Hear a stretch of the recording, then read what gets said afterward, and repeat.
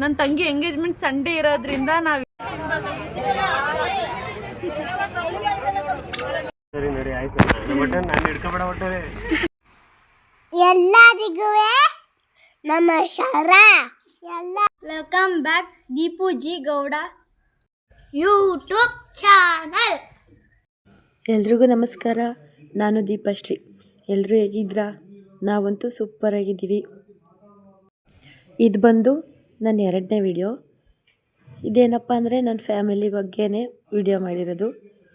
ನನ್ನ ತಂಗಿ ಎಂಗೇಜ್ಮೆಂಟ್ ದಿನ ಹೇಗಿತ್ತು ಅಂತ ನೋಡಿ. ನನ್ನ ತಂಗಿ ಎಂಗೇಜ್ಮೆಂಟ್ ಸಂಡೇ ಇರೋದ್ರಿಂದ ನಾವು ಇವತ್ತು ಎಲ್ಲ ಫ್ರೈಡೇ ನೈಟ್ ಎಲ್ಲ ಮೆಹಂದಿ ಸ್ಟಾರ್ಟ್ ಮಾಡ್ತಾ ಇದ್ದೀವಿ. ಇವಳು ನಮ್ಮ ಜಯಶ್ರೀ ಅಂತ, ರೀತು ಹಾಯ್, ನಾನು ರೀತು ಅಂತ ಕರಿತೀವಿ ನಾವು, ಶಾರ್ಟ್ ಆ್ಯಂಡ್ ಸ್ವೀಟ್ ಆಗಿ. ಇವಳದೇ ನೀನು ನಿಜವಾಗ್ಲೂ ವಿಡಿಯೋ ಮಾಡ್ತಿದ್ಯಾ ಯೂಟ್ಯೂಬ್ಗೆ? ನೋಡಿ ಹೇಳೋದೇನು ತಂಗಿ ಡಿಲೀಟ್ ಮಾಡಿ ಇಲ್ಲಿ ನೋಡಿ, ಡಿಲೀಟ್ ಮಾಡಿ ಡಿಲೀಟ್ ಮಾಡಿ. ಎಂಗೇಜ್ಮೆಂಟ್ ಇದ್ದಿದ್ದು ಭಾನುವಾರ. ನಾವು ಶನಿವಾರ ಟೈಮ್ ಸಿಗಲ್ಲ, ಅದು ಇದು ಕೆಲಸ ಇರ್ತವೆ ಅಂದು ಶುಕ್ರವಾರ ನೈಟೇ ಮೆಹಂದಿ ಹಾಕೊಂತಿದ್ದೋ. ಆವಾಗ ತಮಾಷೆಗೆ ವಿಡಿಯೋ ಮಾಡ್ತಾಯಿದ್ರು ನಮ್ಮ ಅಕ್ತಿರಲ್ಲ ಯೂಟ್ಯೂಬ್ಗೆ ಅಪ್ಲೋಡ್ ಮಾಡೋಕ್ಕೆ ಅಂತ. ಮತ್ತು ಶನಿವಾರ ಎಲ್ಲರೂ ಒಂದೊಂದು ಕೆಲಸ ವಹಿಸ್ಕೊಂಡು ಮಾಡ್ತಿದ್ದೋ. ಅದರಲ್ಲಿ ನಾನು, ನಮ್ಮ ಆಂಟಿ, ನಮ್ಮ ಅಣ್ಣ, ನಮ್ಮ ಚಿನ್ನು 4 ಜನ ಮೆಟ್ರೋಗೆ ಐಟಮ್ಸ್ ಎಲ್ಲ ತೊಗೊಂಡೋಗೋಣ ಅಂದ್ಬಿಟ್ಟು ಕೆಂಗೇರಿ ಹತ್ರ ಇರೋ ಮೆಟ್ರೋ ಶಾಪಿಂಗ್ ಮಾಲ್ಗೆ ಶಾಪ್ ಮಾಡೋಕ್ಕೆ ಬಂದಿದ್ದೋ. ಮತ್ತು ಶನಿವಾರ ನೈಟು ಊರಿಂದ ಎಲ್ಲರೂ ಬಂದಿದ್ದರು. ಎಲ್ಲರೂ ಮಾತಾಡ್ತಾ ಕೂತಿದ್ರು. ಒಳಗಡೆ ಈಚೆ ಕಡೆ ಎಲ್ಲ ಕಡೆ ನಮ್ಮದೇ ಆಗಿತ್ತು. ನಮ್ಮ ಮಾವ ನನ್ನ ಫೋಟೋ ಎಲ್ಲೂ ಹಾಕಲ್ಲ ಅಂತ ನ್ಯಾಯ ಬೇರೆ ಮಾಡ್ತಿದ್ರು. ನನ್ನ ಮಗ ಬರೀ ಯಾವಾಗಲೂ ಫೋನಲ್ಲೇ ಇರ್ತಾನೆ. ಅಲ್ಲಿ ಅವ್ರದ್ದಾದರೆ ಇಲ್ಲಿ ಈಚೆ ಇವರೆಲ್ಲ ಆಲೇ 9 ಗಂಟೆ ರಾತ್ರಿ ಆಗಿತ್ತು. ಊಟ ಗೀಟ ಮಾಡೋದ್ಬಿಟ್ಟು ಎಲ್ಲರೂ ಕಾಫಿ ಟೀ ಕುಡಿಕೊಂಡು ಟೈಮ್ ಪಾಸ್ ಮಾಡ್ತಿದ್ದೋ. ಏನೋ ಒಂಥರ ಚೆಂದ ಎಲ್ಲರ ಜೊತೆಲಿದ್ದಾಗ ಮಾತಾಡೋದು. ಒಬ್ರನ್ನೊಬ್ರು ರೇಗಿಸ್ತೀವಿ, ಒಬ್ರು ಜಗಳ ಆಡ್ತೀವಿ.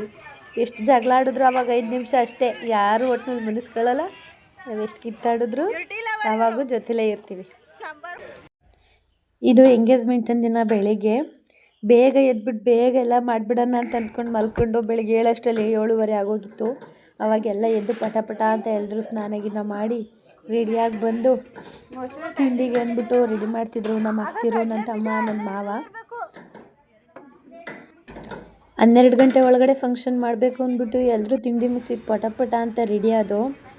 ನಾವು ರೆಡಿಯಾಗಿ ಅರ್ಧ ಗಂಟೆ ಆದರೂ ಗಂಡನ ಮನೆಯವ್ರು ಬರ್ತೀವಿ ಅಂತ ಬರಲೇ ಇಲ್ಲ. ಅವ್ರು ಬರೋದು ಸ್ವಲ್ಪ ಲೇಟ್ ಆಯಿತು.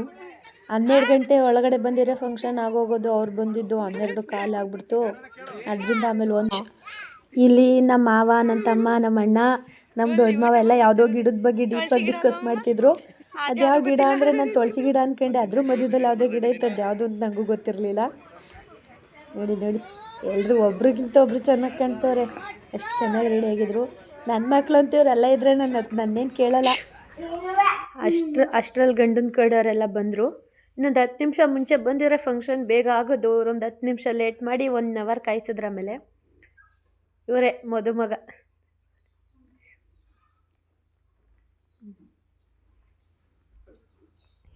ನಮ್ಮನೇಲಂತೂ ಎಲ್ಲರೂ ತುಂಬ ಖುಷಿಯಾಗಿದ್ದರು. ಕೊನೆ ಫಂಕ್ಷನ್ ಇದು. ಇನ್ನು ನಾವೆಲ್ಲ ಹೆಣ್ಮಕ್ಳು ಎಲ್ರದ್ದು ಮದುವೆ ಆಗ್ಬಿಡ್ತು ಅಂತ.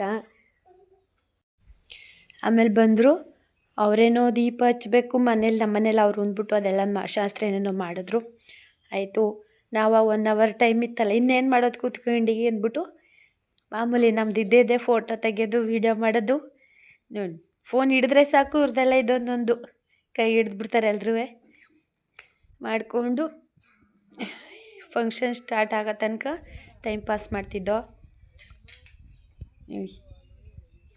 ಎಲ್ಲರೂ ಬಂದಿದ್ದರು, ಯಾರೂ ಮಿಸ್ ಆಗಲಿಲ್ಲ. ಖುಷಿ ಆಯ್ತಿತ್ತು. ಇದೆಲ್ಲ ಅವ್ರ ಗಂಡನ ಮನೆಯವ್ರು ಬಂದು ಶಾಸ್ತ್ರ ಏನೇನೋ ಮಾಡ್ತಾಯಿದ್ರು ಮನೇಲಿ. ಫೈನಲಿ ಎಂಗೇಜ್ಮೆಂಟ್, ನನ್ನ ತಂಗಿ ಎಂಗೇಜ್ಮೆಂಟ್ ಆಯಿತು. ಇದು ಬರೀ ಕಪ್ಪಿ ಚೇಷ್ಟೆನೇ ಮಾಡ್ತಿರ್ತಾರೆ ನಮ್ಮ ಮನೆಯವರೆಲ್ಲ. ಎಲ್ಲಿ ಕೂತ್ಕೊಂಡ್ರು ಫೋಟೋ ವೀಡಿಯೋ ಮಾಡ್ತೀನಿ ಎಲ್ರಿ ಅಂದರೆ ಆ ಹುಡುಗಿಗೆ ಹಿಂಗೆ ಹಿಂಸೆ ಕೊಡ್ತಾಯಿದ್ರು. ನಾವು ಮೋಲೆ ಬೇರೆ ಕಣ್ಣೇ ಕೆಳಿಕೆ ಬಿಡ್ತಿರ್ಲಿಲ್ಲ. ಮೇಲೆ ನೋಡ್ಕೊಂಡು ಕೂತಿದ್ಲು. ಫೋಟೋಗೆ ಪೋಸ್ ಕೊಡೋ ಸ್ಟೈಲ್ ಇದು. ಮೆಹಂದಿ ಹಾಕ್ಕೊಂಡಿರೋ ಡಿಸೈನ್ ತೋರಿಸೋದು. ಫೋಟೋ ತೆಗಿಯೋಕ್ಕೆ ಹೋದರೆ ಸಾಕು ಎಲ್ಲ ಕಡೆನೂ. ಏನೋ ಒಟ್ಟಿನಲ್ಲಿ ಎಲ್ಲರೂ ತುಂಬ ಖುಷಿಯಾಗಿ ಆರಾಮಾಗಿ ಫಂಕ್ಷನ್ನ ಮುಗಿಸ್ತೋ. ನೋಡಿ, ನನಗೆ ಬಳೆ ಅಂದರೆ ತುಂಬ ಇಷ್ಟ. ಅದೇನೂ ಗೊತ್ತಿಲ್ಲ, ಬಳೆ ಹಾಕೊಂಡಾಗೆಲ್ಲ ಫೋಟೋ ವೀಡಿಯೋ ತೆಗಿತಾ ಇರ್ತೀನಿ. ಸಿಕ್ಕಾಪಟ್ಟೆ ಇಷ್ಟ ಬಳೆ ಅಂದರೆ.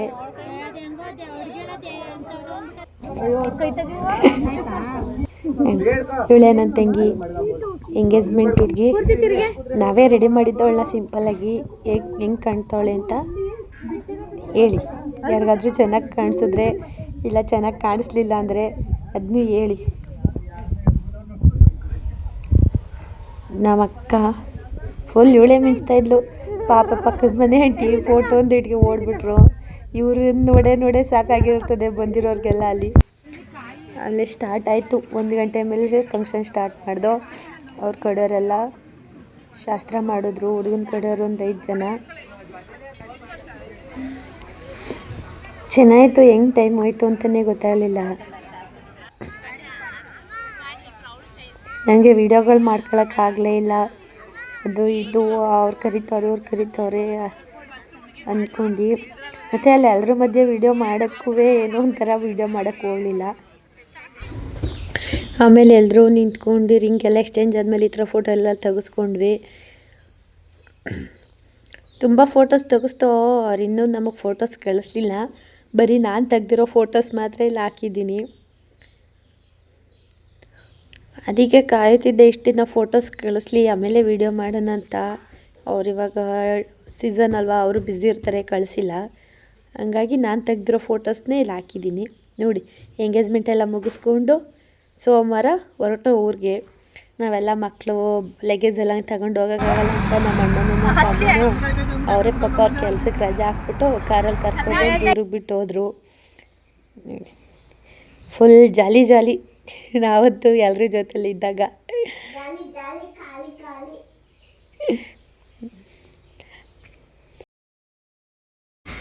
ನಾವು ನಂದಿ ಹಿಲ್ಸು ಮತ್ತು ಈಶಾ ಫೌಂಡೇಶನ್ ಎಲ್ಲ ಹೋಗ್ಬೇಕು ಅಂತ ಪ್ಲ್ಯಾನ್ ಮಾಡಿದ್ದೋ ಸೋಮವಾರ. ಆದರೆ ನಾವು ಬೆಳಿಗ್ಗೆ ಬೇಗ ಎದ್ದು ಹೋಗೋಣ ಅಂತ ನಮ್ಮ ಅಣ್ಣ ಹೇಳ್ಬಿಟ್ಟು ಹೋಗಿ ಮಲ್ಕೊಂಡಿದ್ದ. ನಾವು ಎದ್ದೇಳೋದೇ ಲೇಟ್ ಆಗಿಬಿಡ್ತು.